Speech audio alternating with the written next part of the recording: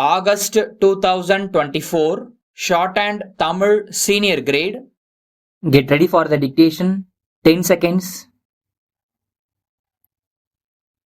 5 seconds. Start. அன்பார்ந்த பெரியோர்களே, சகோதர சகோதரிகளே, கல்வி மற்றும் சுகாதாரம் குறித்த இந்த கொள்கை விளக்க குறிப்பின் மீது எனக்கு இங்கே பேச வாய்ப்பளித்தமைக்காக பேரவைத் தலைவர் அவர்களுக்கு எனது நெஞ்சார்ந்த நன்றியை முதலில் தெரிவிக்க ஆசைப்படுகிறேன். முதலாவதாக கல்வி பற்றியும் அதிலுள்ள குறைகள் பற்றியும் எடுத்துக் கூற விழைகிறேன். அந்த காலத்தில் முறையாக கல்வி கற்காமல் நாடே போற்றி பாராட்டும் வகையில் சிறந்த மனிதர்களாக திகழ்ந்தவர்கள் பலர். அக்கால கல்வியில் நேர்மையும் நியாயமும் சிறப்புற இருந்தது. உயர்கல்வி படித்தாலே போதுமானது, சிறப்பானது என கருதப்பட்டது. அதையும் தாண்டி மேற்படிப்பு படித்தவர்கள் விரல் விட்டு எண்ணக்கூடிய அளவில் மிகச் சிலரே இருந்தார்கள்.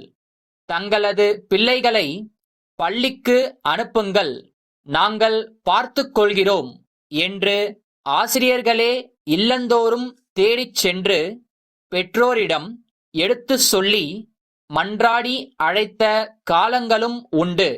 ஆனால் நிலைமை இப்பொழுது முற்றிலும் தலைகீழாக மாறிவிட்டது. அனைவருக்கும் கல்வி என்ற திட்டத்தின் கீழ் வீட்டிலுள்ள அனைவரும் உயர்கல்வி வரை எளிதாக மிகச் சிறந்த வகையிலே கற்று வருகின்றார்கள். இதில் கல்வியை பற்றி சரிவர தெரியாத சில பெற்றோர்கள்தான் தங்கள் குழந்தைகளை ஆரம்பக் கல்வியோடு நிறுத்திவிட்டு வறுமையினால் உயர்கல்வி பயில அனுப்பாமல் வேலைக்கு அனுப்புகிறார்கள். இதனால் குழந்தைகளின் எதிர்காலம் பாதிக்கப்படுகிறது. அதே நேரத்தில் படித்தவர்கள் அனைவரும் நல்ல நிலையில் இருக்கின்றார்களா என்பது கேள்விக்குறியாக உள்ளது. பொறியியல் மேற்படிப்பு படித்தவர்கள் கூட சம்பந்தமில்லாத தொழிலை செய்து கொண்டிருக்கிறார்கள் என்பதும் உண்மை.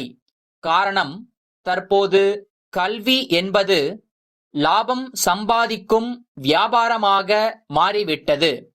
40-50 ஆண்டுகளுக்கு முன்பு தமிழ்நாட்டில் பல பெரியோர்கள் ஏழை மாணவர்களின் கல்விக்காகவும் முன்னேற்றத்திற்காகவும் தங்கள் சொத்துக்களை தானமாக எழுதி கொடுத்து நல்ல தர்ம காரியங்களை செய்து வந்தார்கள்.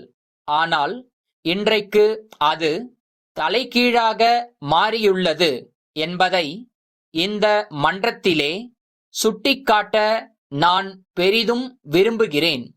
அடுத்தபடியாக சுற்றுப்புறம் மற்றும் சுகாதாரம் குறித்து ஒரு சில வார்த்தைகள் கூற கடமைப்பட்டிருக்கிறேன்.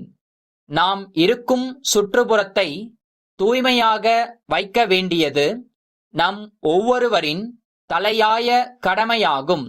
அதற்கு சிறுவயதிலிருந்தே பெற்றோர்கள் அனைவரும் தங்கள் குழந்தைகளுக்கு சொல்லிக் கொடுக்க வேண்டும்.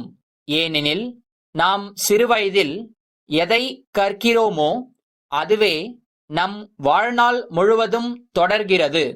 அது நன்மையாக இருந்தாலும் சரி, தீமையாக இருந்தாலும் சரி. கல்வியால் பரவும் நாகரீகம் என்பது போல் சுகாதாரத்தால் பரவும் நன்மை என்று கூறலாம். சுத்தத்திற்கென தமிழில் பல பழமொழிகள் உண்டு. அதில் குறிப்பிடத்தக்கவை சுத்தம் சோறு போடும், கந்தையானாலும் கசக்கி கட்டு, இது போன்றவை ஏற்கத்தக்க உண்மையாகும். நம்மை சுற்றியுள்ள இடங்களை சுத்தமாக வைத்திருந்தால் நோய்கள் வராமலும் பரவாமலும் தடுக்க முடியும். சுற்றுப்புறங்களை தூய்மையாக வைத்திருக்க வேண்டுமெனில் தேவையற்ற பொருட்களை பொது இடங்களிலே கொண்டு சென்று குவிக்கக்கூடாது. திருவாரூர் குமரன் நிறுவன மேலாளர், தஞ்சாவூர் உமா அரிசி மண்டி உரிமையாளருக்கு 8/8/2019 ஆம் தேதியிட்ட கடிதம். அன்புடையீர், தங்களது கடிதம் எங்களுக்கு தாமதமாக வந்து சேர்ந்தது. அதில் கோரியிருந்தபடி பொன்னி அரிசி முதல் தரம் 300 மூட்டைகளும், இரண்டாம் தரம் 200 மூட்டைகளும் எங்களது லாரி மூலம் தங்களுக்கு அனுப்பி வைத்துள்ளோம் என்பதை மிகுந்த மகிழ்ச்சியோடு தெரிவித்துக் கொள்கிறோம்.